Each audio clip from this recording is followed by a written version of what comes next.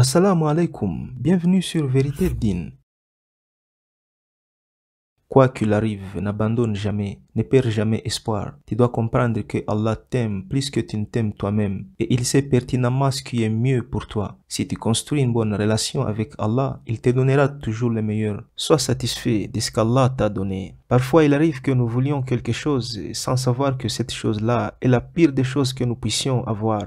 C'est à ce moment-là que Allah le Tout-Puissant, par son amour envers nous, nous préserve de cette chose. Ainsi, nous commençons à nous plaindre et à blâmer Allah en disant qu'il n'a pas répondu à notre demande. Ne blâme jamais Allah et ne sois jamais en colère contre lui. Voici le secret que nous a donné notre bien-aimé prophète Muhammad sallallahu alayhi wa sallam. Chaque fois que tu as besoin de quelque chose ou tu veux entreprendre quelque chose, ou bien lorsque tu ne sais pas comment résoudre un problème, il y a une prière connue sous le nom de Salat al-Istikhara, c'est-à-dire prière de consultation. C'est un outil puissant que Allah le très miséricordieux nous a donné afin que nous puissions demander son intervention dans tous les domaines de la vie, qu'ils soient grands ou petits. Comment accomplir cette prière? Tu pries 2 rakas volontaires, après tu récites la doua suivante.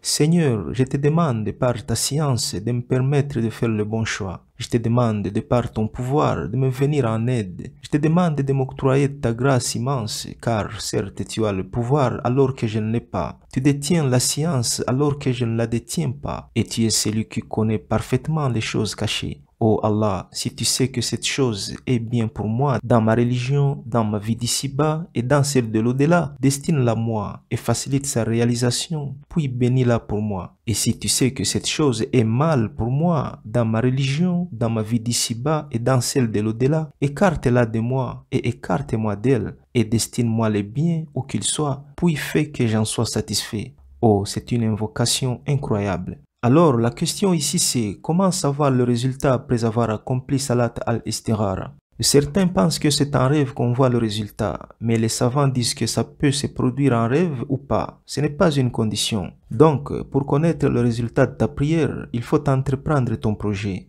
Si tu vois que ça se réalise de manière relativement simple, sans beaucoup de difficultés, c'est qu'il s'agit du bon choix. Si par contre tu rencontres des difficultés énormes et que tu éprouves beaucoup de doutes et de continuer, à ce moment-là, il convient de renoncer à ton entreprise et réfléchir à quelque chose d'autre. Donc, d'une manière ou d'une autre, Allah te montrera des signes qui vont t'indiquer s'il faut aller jusqu'au bout ou s'il faut t'arrêter. Puisse Allah exaucer nos prières et nous accorder un décret plein de bénédictions. Assalamu alaikum.